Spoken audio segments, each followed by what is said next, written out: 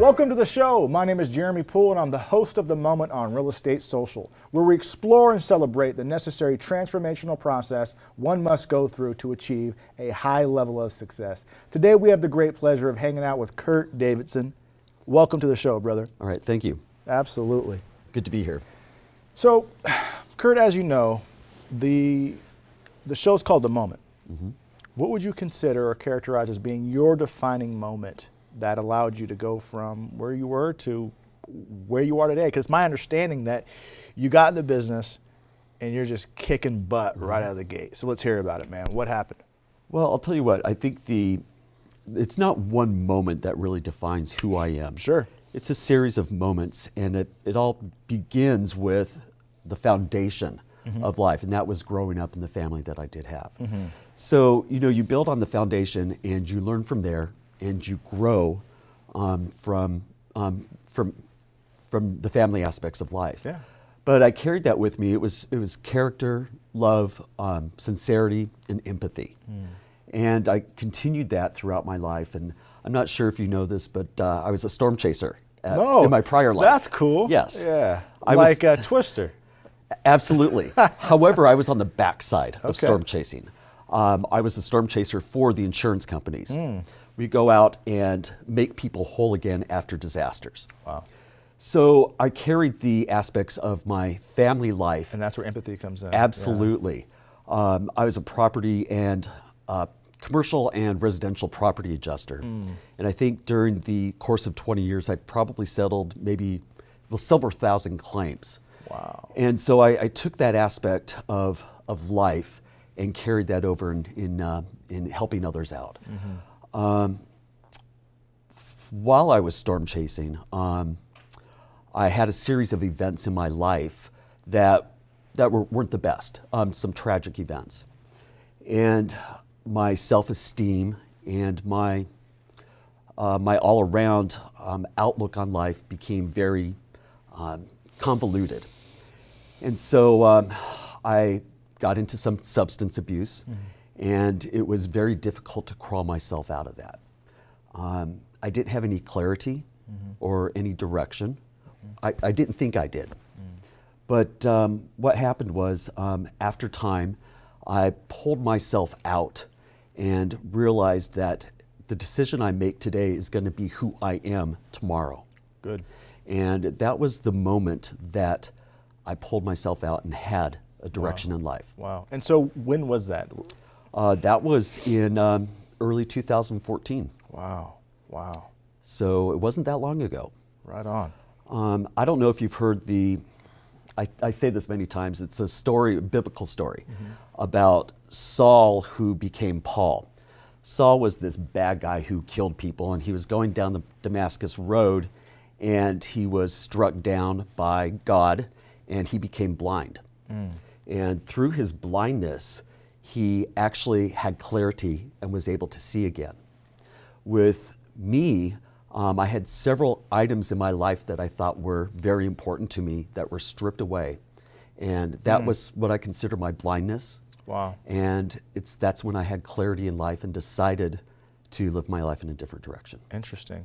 Do you mind if we dive into that just a little bit deeper? Absolutely. Good, good. What exactly was stripped from you that was so important?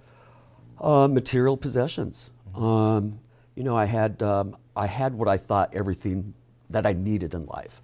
Home with a pool, cars, the whole gamut. Sure. I thought that was important to me until I lost them and really hit rock bottom. Yeah. And it was a result of that I wanted to gain something else in life besides material possessions. Things that could be just taken away. Absolutely. And so you hitting rock bottom and having those material possessions stripped away, was that a result of your substance abuse? Absolutely. It was. Okay. Okay. Great. And so all that stuff's gone. Absolutely. Your ego, your status, it's all gone.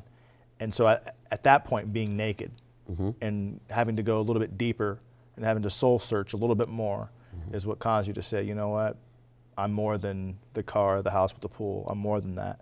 Absolutely. And what we always have to remember, including myself, is what we're doing today is who we're becoming. Sure, that's good. And who we're becoming determines our destiny, Yes. Our quality and direction in life. And that means that you can make those decisions and make those course corrections every moment, every day. Absolutely. Great. Awesome.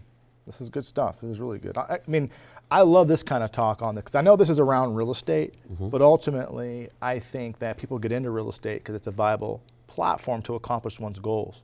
And I think to go on the trajectory, which we'll get on here in a moment, that you're on, you got to get really clear on who you are, who you're wanting to be, who you've been, and more importantly, how you're going to get to that next place that you want to be.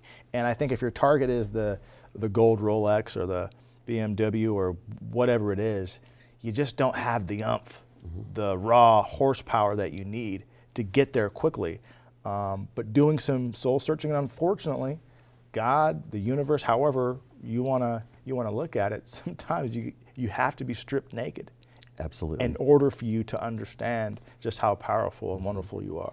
Well, the thing is, when people talk about hitting rock bottom, it's not a bad thing. Sure. Sometimes the rock bottom gives us the clarity in life that we need. Right.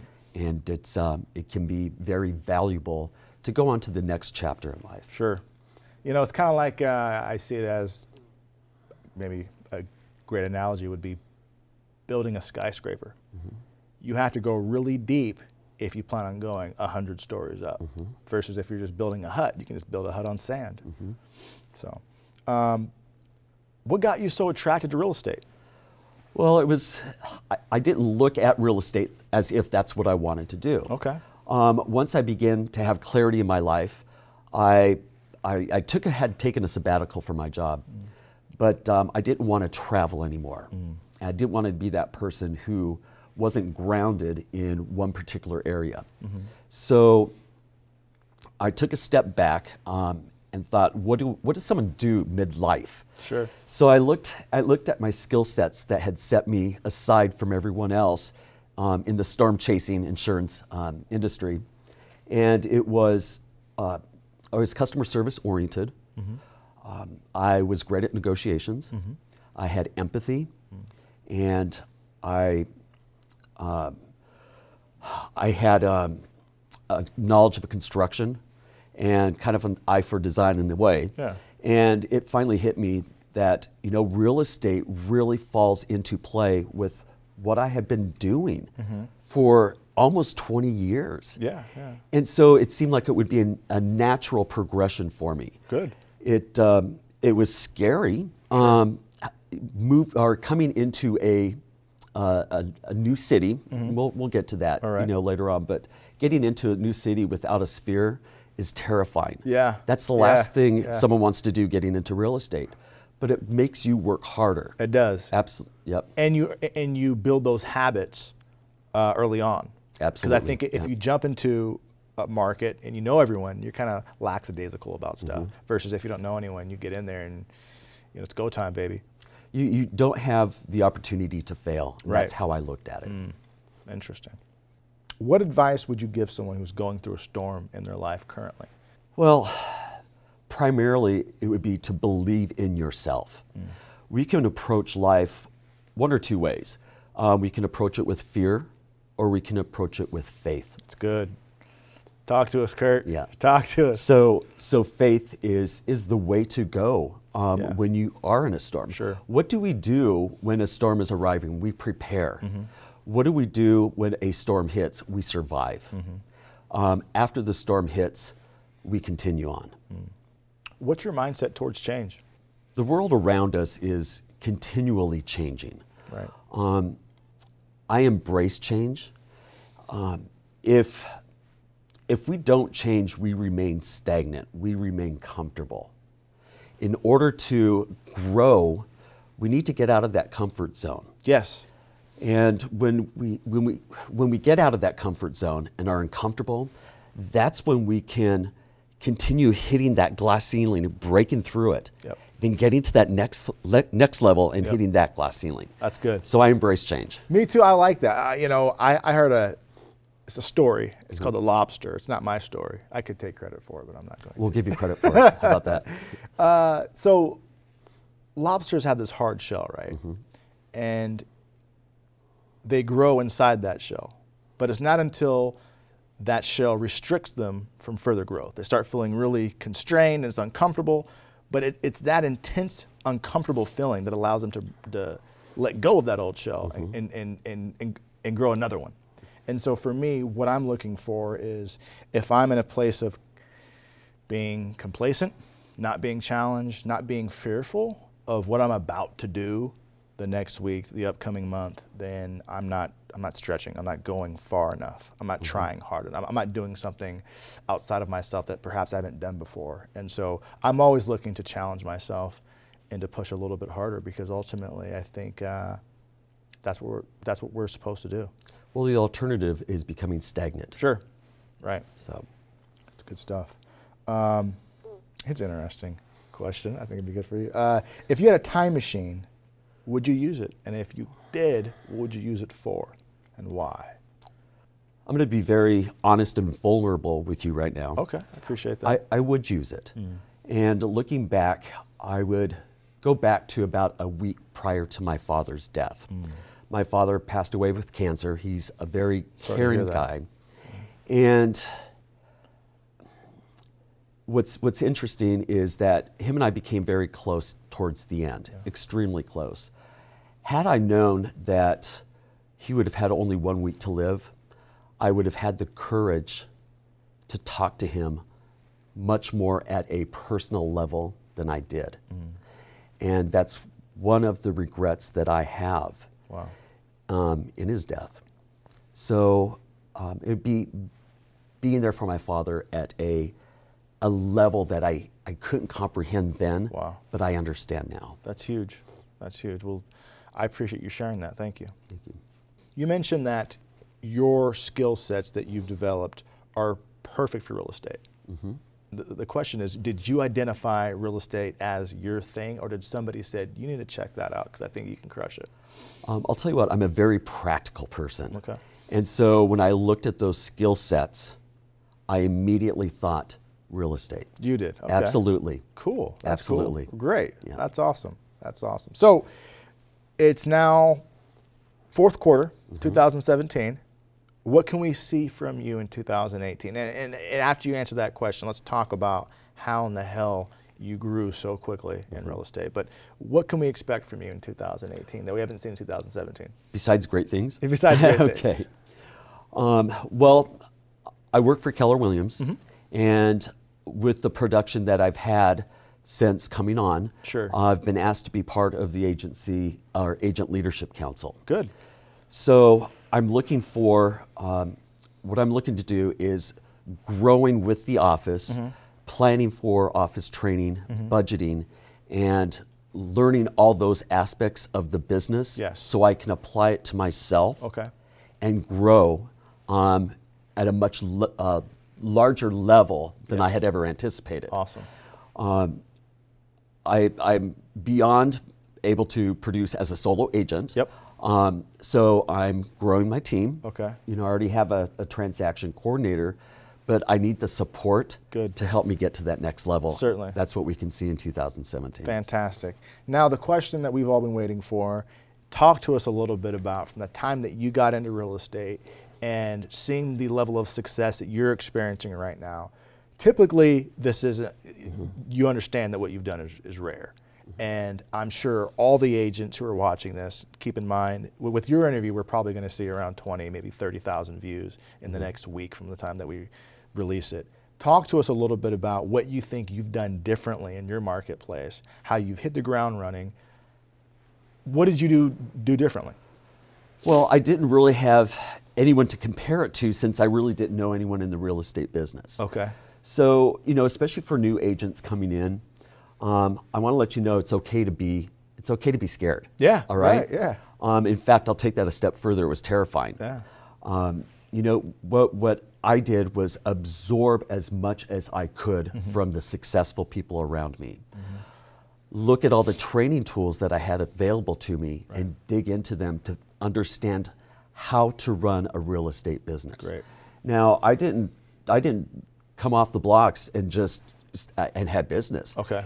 It took me several months to understand what the process was on a real estate transaction. I mean, keep in mind, this was like, instead of real estate 101 for me, it was like real estate kindergarten, okay? Yeah. I mean, that's how much knowledge that I had at the time. Yeah. So I just delved right into all the resources I had available, asked questions, looked for mentors. I hired a business coach. You did. How soon from the time that you started? 3 months after I started. That's big. That's really big. Awesome. I'm sorry, go ahead. Well, the thing is with the business coach is that they, and actually anyone, you know, that you can find to hold you accountable. Hold you accountable, yeah. That's the key. And the business coach has helped me to take it to another level, to help me realize that this is much bigger than I anticipated. Right. Okay. So, you know, my first maybe 6 months, I maybe had, you know, 3-4 transactions, which at the time I thought, wow, this is amazing. Yeah, yeah. But it was after like my 8th, 9th month, boom, something hit. The referrals were coming in. And, you know, within a, 12-month period, I'm up to 30 transactions now. So, you know, there's a lot of other people out there who are, 200, 300 Sure. transactions in a year. But for any of you solo agents who are out there, That's phenomenal it's production. absolutely. Yes, congratulations. Thank you. That is phenomenal. Why do you think you came out of the gate? I mean, I understand it wasn't just overnight, but Right. why do you think you came out of the gate knocking down those kind of numbers? When you have 99% of other agents don't have that experience. Well, it all comes down to a strong work ethic, right? And it comes down to, and I didn't realize this until several months into it. I was working very hard, but I wasn't working that smart. Yeah. Okay. Right. So it all came down to discipline, time blocking, and understanding who your clientele is, where you're getting your business from. Right. So that's great. So talk to me about yesterday. What did Kurt do yesterday? What time did you get up? What do you eat for in the morning? Do you wear boxers or briefs? I'm just joking. But I was just about to answer that, but I won't. okay. No, but seriously, what time do you get up in the morning, and what does a day look like for you? Well, I get up at typically 4:45 to 5 a.m. Good man. And what I practice doing recently is setting the tone for the day. And the first thing I do is wake up with a smile on my face. That's good. You know, honestly, I've been doing that more and more often lately. And what I realized is that I haven't been doing it. Prior to that, I wasn't doing that. That's huge. When you wake up and you're actually looking forward to doing the things that you're going to be doing, even though they're hard and there's probably going to be stress and worry and you can probably fail, to look back and say, I'm actually happy to go to work today. Absolutely. That's pretty big. No question about it. So, you know, I wake up with a smile on my face, and then I've been learning to have gratitude in the morning. Appreciating the things that I do have. As a strategy? No, as just for myself. Just for yourself. For my personal growth. Having gratitude for the simple things of being able to have money to put gas in my car, which at one time I would have never thought about. Sure. So I'm looking at life completely with gratitude. Awesome. But my morning will be some meditation, YouTube inspirational videos. That's me all day, brother. like the moment, yeah. right? Yeah, there you go. And then I get to the office, and I typically will spend the first 2 hours from like 6 to 8 working on blogs, social media, reaching out to people on social media. Awesome, awesome. So you're a big user of social media? Yeah, and I wasn't until about 3 years Yeah, ago. I wasn't until we started this whole thing. Okay. You know, about a year ago, I was kind of dead on Facebook. I might post some stuff about my vacation, but I just didn't. I didn't see the point. Yeah. And then I jumped into it and realized that A, it's a lot of fun. B, it's incredibly impactful and helpful. Well, it's very engaging. It's very engaging. But yeah, go ahead. So, and then I reach out to my client base and my database. Right. I'm on the Buffini program, Buffini and Company. Sure. And so they pretty much lay out my schedule. Okay. Which is really cool. I love structure. Well, I never used to like structure. Sure. But now they've made structure fun. And you're seeing the results, so that helps too. Absolutely, absolutely. Where does the majority of your business come from? Is it referrals? Is there a good balance? Initially, it was all from social media that I never had used before. You know what? So I asked that because you're an interesting person. You have a good sense of style. You seem very authentic and honest. I can't tell you, not only just in real estate, but in business in general, a lot of people aren't authentically them. When they go home, they're someone else versus being themselves all the time. And if you are that self-aware and that confident, and your willingness to be, I call it naked or being human, and you show that on social media, something happens. Because in my opinion, your clients may go visit your website, right? They may, but they are always gonna go to your Facebook page. Absolutely, and what's really interesting, my first 3 clients reached out to me via Messenger.